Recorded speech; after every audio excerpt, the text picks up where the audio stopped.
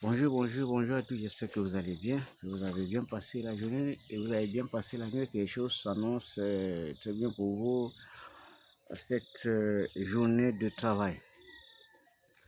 Ce petit message, je l'adresse à l'autorité et non seulement au président, à sa famille, à son entourage et à l'ensemble de ses soutiens. Et il faut définir évidemment, expliquer pourquoi je, je circonscris ce message. Parce que le président, dans l'exercice de son pouvoir, a forcément besoin du soutien de sa famille personnelle, de sa famille élargie, et ensuite du réseau de ses soutiens. Parce que sans quoi, tu ne peux pas exercer le pouvoir normalement. Et donc, le but, sinon la mission des membres de la famille comme des soutiens, c'est d'accompagner celui qui est votre frère à réussir dans ce qu'il entreprend. Si votre frère est président, vous devez donc réunir vos énergies pour l'accompagner dans la réussite de ce qu'il fait. Pourquoi? Parce qu'il a forcément les défis à affronter. Si déjà il doit avoir des problèmes à l'intérieur causés par ses propres frères, ses propres soutiens, il sera difficile pour lui d'affronter ce qui est à l'extérieur. Et donc, c'est se basant sur ce constat que j'envoie ce message parce que chaque domaine, chaque activité a une explication et a une mission. D'après ce que je sais, parce que je peux ne pas savoir tout, d'après ce que je sais, un activiste, c'est quelqu'un qui dénonce les manquements dans sa discipline, dans son périmètre, dans son domaine. Par exemple, vous pouvez être activiste dans le domaine de la santé, parce que vous êtes vous-même de la corporation. Vous pouvez être activiste dans le domaine de l'enseignement, parce que vous êtes vous-même enseignant. Vous pouvez être activiste dans le domaine de l'environnement, parce que vous faites partie de l'environnement, etc., etc. Ce qui est très différent de la communication, parce que la communication, ça c'est un domaine beaucoup plus professionnel, parce que c'est une science là-bas qu'on doit respecter, même si c'est vrai que chez nous, parfois il y a des choses qu'on ne respecte pas. Mais un communicateur, lui, collecte l'information, traite cette information et diffuse cette information conformément aux principes et aux règlements de sa structure. Aujourd'hui, si j'adresse ce message, c'est parce que je suis étonné que la première institution du pays se déplace et se rend au sein des ministères sous sa tutelle. Parce que n'oubliez pas que le président de la République, il est à la fois président de la République, premier ministre également, donc chef du gouvernement. Donc le président se déplace sur instruction, ou bien pas sur instruction, excusez-moi, mais sur conseil de son entourage, de ses conseillers, pour aller rendre une visite imprévue au sein des ministères sous sa tutelle. C'est une très bonne chose. Un président doit le faire de temps en temps pour se rendre compte de ce qui s'est fait. Mais le problème, c'est qu'il y a un hic. Le hic, c'est que le président de la République n'est pas un activiste. Donc, il ne dénonce pas. Le président de la République, c'est le pouvoir suprême, donc il décide. Donc, si vous amenez le président à constater, c'est-à-dire vous allez l'accompagner à décider. Parce que s'il n'y a pas de décision à l'issue du constat, vous fragilisez le pouvoir suprême. Est-ce qu'on se comprend là? Parce que le président de la République actuelle a fait 2 ans de transition. Et il est passé à une élection, il a eu le mandat de 7 ans. Donc, il est l'autorité par excellence aujourd'hui. Donc, c'est lui qui dirige et qui commande la nation. Donc lui ne dénonce pas. Ça, c'est pour les activistes. Lui ne dénonce pas. Lui, il est là pas pour dénoncer. Il est là pour décider. Et donc, si le président s'est rendu à la fonction publique et il s'est rendu compte que c'est un cafouillage,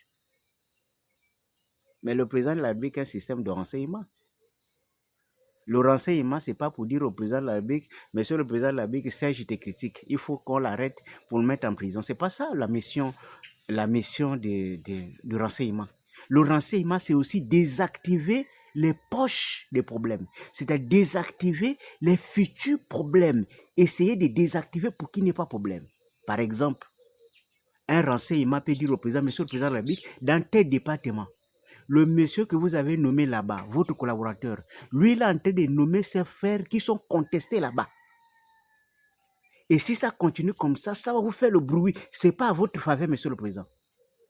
Parce qu'il faut dire au président qu'il y a de ses collaborateurs qui sabotent son action sur le terrain. Parce que lorsque vous nommez un frère qui est contesté dans une localité, vous êtes en train de monter les gens contre le président, donc contre les intérêts de celui qui vous a fait confiance. Et c'est ça ce que le renseignement doit donner au président. Il faut donner au président l'ensemble des problèmes. Ce sont des outils d'aide à la décision. Si vous ne l'aidez pas à prendre de bonnes décisions, il prendra les mauvaises décisions. Mais quand vous amenez le président à la fonction publique, sachant qu'il y a la tricherie dans les concours, il y a le favoritisme dans les concours, est-ce que vous avez dit au président que dans ce pays, si on fait le recensement, il y a des familles où tu trouves tous les membres de la famille. S'ils sont 10, les 10 ils sont à la fonction publique. Seulement parce que la grande sœur ou le grand frère était déjà à la fonction publique, il a aligné tous ses frères. Et qu'il y a des familles dans ce pays qui n'ont même pas un seul membre de la fonction publique. On appelle ça un génocide intellectuel. C'est prémédité et c'est exécuté. Est-ce que le renseignement a dit ça au président? Parce que ce sont les poches de problèmes. Aujourd'hui, ce n'est pas un problème. Demain, ça va être des problèmes. Parce que quand on va faire l'ensemble de tout ça, on va se rendre compte qu'il y a eu des injustices à tous les niveaux de la société. Mais le président, c'est un arbitre. Il est là pour arbitrer, pour éviter qu'il y ait des problèmes. Mais pour que le président arbitre bien, il faut qu'il ait des données. Il faut des éléments pour décider. Et ces éléments, ce sont des institutions qui doivent apporter ces éléments. Donc, il y a un système de renseignement, il y a des conseils, il y a toute une batterie de gens qui sont vachement payés pour faire ça. Mais maintenant que vous avez amené le président à aller faire le constat à la fonction publique et qu'il a constaté qu'il y a des gens qui ne travaillent pas, ça suppose que vous allez amener le président à décider. Ça veut dire que d'ici quelques temps, on aura la liste des gens qui ne feront plus partie des effectifs de la fonction publique parce que simplement, ils n'ont pas voulu travailler. Mais si vous ne le faites pas, les gens vont se rendre compte que vous avez amené le président se balader expressément. Et ça fragilise le pouvoir suprême. Un président, ça ne se balade pas. Un président, il est là pour décider pour la suite de la nation. Si vous êtes au service du président et que vous voulez que les choses avancent, il faut travailler pour que le président avance. Et donc, il ne faut pas que quelqu'un dort à la maison, il se lève le matin, il dit maintenant, ça dort, il faut que le président fasse quelque chose, il faut recevoir les artistes alors que les artistes n'ont pas les droits d'auteur. Il faut que le président donne aux artistes 150 millions alors que ça ne règle pas le problème des artistes. Il faut une réflexion, il faut une pensée, il faut examiner les situations et déceler les éléments des solutions. Sinon, on fait du surplace. Et donc, je voulais juste fustiger ceux qui passent leur temps à initier ce genre de protocole. Je tiens à vous rappeler que le président de la République, ce n'est pas un activiste, ce n'est pas notre collègue. Il est là pour décider. Nous, on dénonce, lui décide. Est-ce que vous comprenez ça? Ça veut dire que lui décide pour que le pays avance. Nous, on dénonce pour que les choses s'améliorent. C'est différent. Et donc, j'espère qu'avec le temps, vous allez donner au président les conseils qu'il faut pour permettre à l'autorité que vous avez choisie, que tout le monde a choisi, qui est aujourd'hui le patron du pays, à amener le pays dans le bon sens. Que vous soyez un soutien direct ou indirect du président, que vous soyez sur le territoire ou hors du territoire, vous avez la lourde responsabilité de laisser un peu l'espace pour permettre à celui que vous avez décidé d'accompagner, de naviguer un peu. Mais si vous l'étouffez, ça veut dire que vous n'êtes pas un soutien. Vous avez des agendas cachés. Ça veut dire que vous avez des arrière-pensées. Vous savez ce que vous faites et vous voulez l'amener là où vous voulez. C'est pour cette raison que vous avez traîné Ali pendant longtemps. Tous ceux qui ont conseillé à Ali de prendre parfois des mauvaises décisions, ils sont encore là. Mais vous faites ça contre qui? C'est contre la nation, vous faites. On ne peut pas faire du surplace. Si vous amenez le président à la fonction publique, c'est qu'il y a des concours mal organisés, le président doit décider. Ça veut dire qu'il y a des têtes qui doivent tomber. Mais il faut que ça tombe. Pour qu'il y ait un sens, pour donner un sens au déplacement du président, il faut que ça tombe, il faut que les décisions tombent. Sinon, ce serait qu'une balade. C'est juste pour envoyer cette petite contribution pour que ceux qui sont là sachent que le président de la République, ce n'est pas notre collègue, il n'est pas un activiste. Le président de la République, c'est un décideur. Et donc, il est là pour décider pour que le pays avance. S'il y a corruption, le président doit décider, il doit sanctionner. S'il y a détournement, le président doit sanctionner. Et pour sanctionner, il doit virer les gens et il doit les sanctionner. C'est ce qu'il y a à faire. Ce n'est pas la dénonciation. Le président, lui, ne dénonce pas. Il est là pour décider. La dénonciation, c'est pour nous. On dit beau, c'est